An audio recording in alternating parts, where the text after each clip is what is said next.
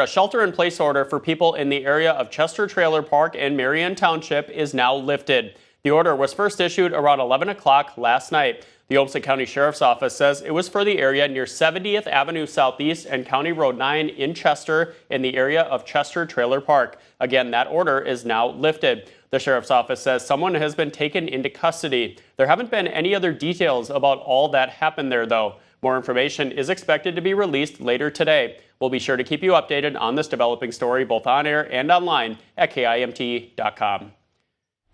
6:31, the other big story happening this weekend, really, Hunter, is this heat that we're going to be experiencing. Yep. But ahead of that, today it's going to be a really nice day, right? Yeah, today's a beautiful day, Ryan. A lot of sunshine, some light southerly winds, and temperatures that aren't really too bad. It'll be slightly above average for this time of year, but still not hateful by any means. You'll need the sunscreen, the hat, the sunglasses, and even some water too if you have plans to be outside throughout our afternoon and into our evening. Right now you look south on Highway 52, traffic is moving fine. Currently sitting at 59 degrees, at least at the airport south of Rochester. Light westerly winds around 8 miles an hour. That dew point of 57. So it's a lot more comfortable compared to previous mornings where it's been kind of humid as you step out the door. Dew points in the 50s. That's more comfortable air that has settled in. No rain, no clouds to speak of, just artifacts from our radar near the surface at this time. Temperatures throughout the region holding in those 50s and 60s, so a nice, really nice start to our day. Now, as we go throughout it, we're really going to start warming up quickly. 70s by around 9 o'clock, near 80 by around noon. We'll top out in the mid-80s today with that breeze coming in out of the south. But of course, this will come to an end. We have some more active weather to talk about heading into tonight and for our day tomorrow, as well as this weekend's heat. We'll talk more about it coming up. Ryan? All right, Hunter, we'll get all those details from you here soon. New on Daybreak, we are learning about another alleged target of Vance Belter, the man accused of shooting Minnesota lawmakers over the weekend. State Democratic Representative Kristen Bonner says Belter also visited her Maple Grove home early Saturday. Investigators say Belter visited the home in between the shootings of the Hoffmans and the Hortmans. He allegedly knocked on her door, but she was away with her family on vacation at the time. In a Facebook post, she wrote, quote, "This senseless violence came to my door as well, placing me and my family in harm's way. I do not know why this man was filled with such hatred that he would come to my door. Divine intervention led my family to change our plans, keeping us safe." At least 5 current and past staffers at Twin Cities-based Planned Parenthood are also on Vance Belter's alleged hit list. Sources close to the investigation say they are looking at whether those on the list were targeted because of their support for abortion rights. For the first time since the attacks, Planned Parenthood Regional President Ruth Richardson is speaking out. Richardson is a former state lawmaker. She says she is no stranger to threats, but the most recent one comes in the shadow of tragedy. Just days after the politically motivated murders of her close friends, Speaker Emerita Melissa Hortman and her husband Mark, Richardson found her own name on a hit list. Despite the fear, she is staying focused on protecting patients, staff, and her community. It's been difficult to process. The loss of Melissa and Mark, while also thinking about not only personal safety for myself and for my family, but also thinking about our patients and thinking about the employees that do this work every single day. Vance Belter's alleged hit list contained more than 45 people and organizations. Law enforcement says all those on the list have been notified. Developing police say they are now investigating a break-in at the Hortmans' home. Brooklyn Park Police say the home had been secured and boarded up by Sunday after investigators completed their initial search. Family members had removed valuables from the home earlier this week. But yesterday morning, police revealed that someone had pried off the plywood covering a rear window and smashed the glass to get inside. Investigators reprocessed the scene, but family members say they don't believe anything was taken.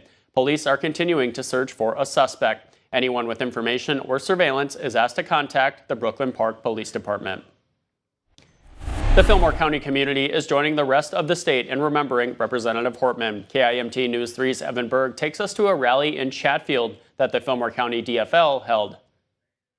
The Chatfield community has come out to pay respects to deceased Democratic lawmaker Melissa Hortman, who was assassinated this weekend. Melissa Hortman was a champion of rural Minnesota. She was here so many times we lost count, helping us canvass, getting us information about what's going on at the legislature, and much of what she did in her career directly helped people in rural Minnesota. Fillmore County DFL decided to set aside regular rally time to hold a memorial event to reflect on Hortman's legacy and allow people to come by and pay their respects. She was a good person. She cared about our democracy. She cared about both sides of the aisle. Some saw the event as an avenue to rally for the causes Hortman championed during her life. Others saw it as a chance for reflection, regardless of party. It doesn't matter if she would have been a Republican. I would say the same thing. We cannot have violence in our country like we have. The Hortman was killed in a political attack, and the state of politics right now, it's impossible to ignore. The event was one of several memorial ceremonies and vigils taking place throughout the state since Representative Hortman's death. Another one of those vigils was at the Minnesota State Capitol. That's where people gathered for a candlelight vigil to honor Representative Melissa Hortman and her husband, Mark. The vigil was a quiet, respectful moment with no speeches, but Governor Tim Walz was there to show his support. Melissa Hortman was a longtime and respected leader in the legislature. Her family says this loss is heartbreaking and asks everyone to remember her by showing kindness and standing up for what is right. Vance Belter, the 57-year-old man accused of shooting and killing Representative Hortman and her husband, is charged with first-degree murder at both the state and the federal level. He could face the death penalty if convicted. The University of Minnesota's operating and capital budgets for fiscal year 2026 is now approved. The $5.1 billion operating budget balances rising costs with strategic investments. This includes tuition increases, campus-wide reductions, and a focus on academic excellence and institutional efficiency. Board Chair Janie Mayorin called it, quote, the most difficult budget she has faced. She cites historic financial pressure across higher education. The Regents also approved next year's capital improvement plan. They're inviting public feedback through the university's virtual forum. The board will meet again July 9th and 10th. The first cannabis business license in the state of Minnesota is now issued. It goes to HerbQuest LLC in Brook Park, Minnesota. That's in Pine County. According to the OCM, the Pine County microbusiness is the first licensed grower focused on the outdoor cultivation of cannabis plants in the state. The interim director says with more than 600 businesses nearing application completion, the state's adult use market is beginning to take shape. On August 1st, OCM plans to open applications for cannabis testing facilities, as well as accept event license requests from organizers looking to sell products to anyone 21 and older. However, local approval will still be required to host a cannabis-related event. Happening today, the Albert Lea Convention and Visitors Bureau is inviting you to a community-wide Juneteenth celebration. The third annual event will take place tonight at 5:30 at the Edgewater Bay Pavilion. The night will begin with the social hour at that time. Then the program will follow at 6. There's going to be several speeches and an art raffle. A water balloon fight at the Edgewater Bay Park will also wrap things up. Everyone is welcome and encouraged to attend.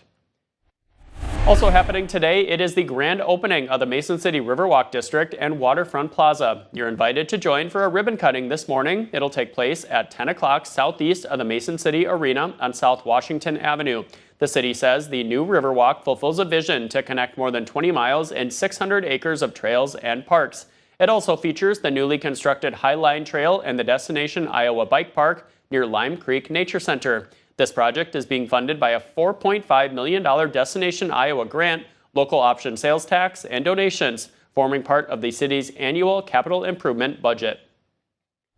As Hunter said, it is going to be getting really warm here this weekend, pretty oppressive as well. It is to get you ready for the summer. Mayo Clinic Health System is sharing some smart sunscreen tips. So as always, the number one recommendation is to always apply a layer of sunscreen with a minimum SPF 30 before heading outdoors. Dermatologist Michael Colgan recommends using sunscreen with higher protection if reapplying through the day is not in the plan. Dermatologists also want to remind everyone that there is no such thing as waterproof sunscreen.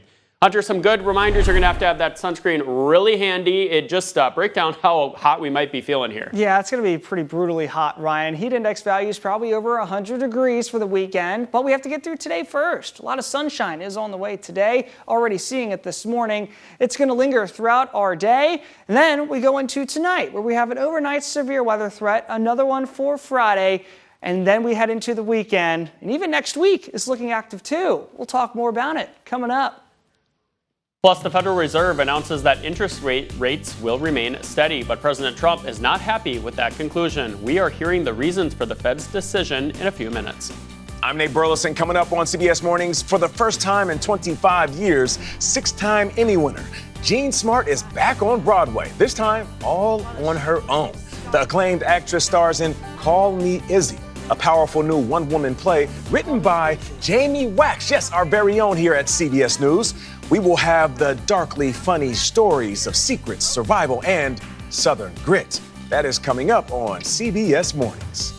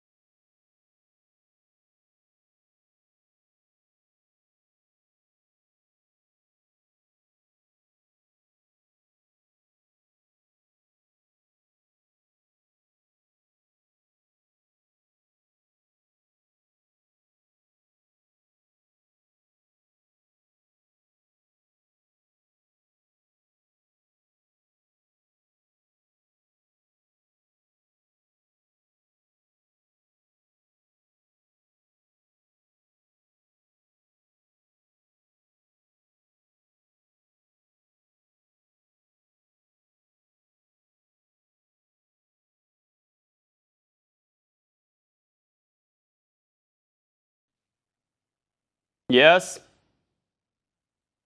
Yeah. Yeah, the network tease was a small movie.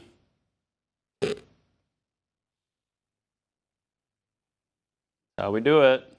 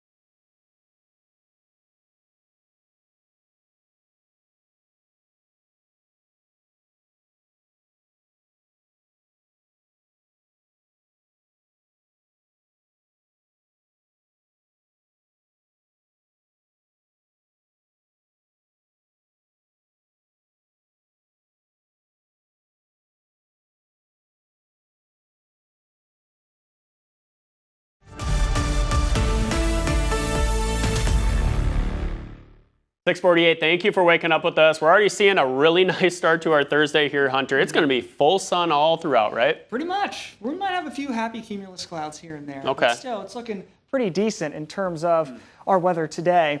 Temperature is going to be going up to those 80s. It's going to be wonderful for our day today, for our Thursday. A lot of sunshine. You see it out there in Mason City at this time. Currently sitting at 60 degrees. Those west winds rather light at this time, but a dew point in the upper 50s, keeping us rather comfortable compared to the past couple of mornings where we've had dew points in the 60s, and it's felt pretty sticky as you step outside. Not the case today. No rain, no clouds to speak of. Relatively no rain either. Just a few patchy artifacts on radar, but still, this isn't rain. It's just stuff around the atmosphere that the radar beam is picking up on.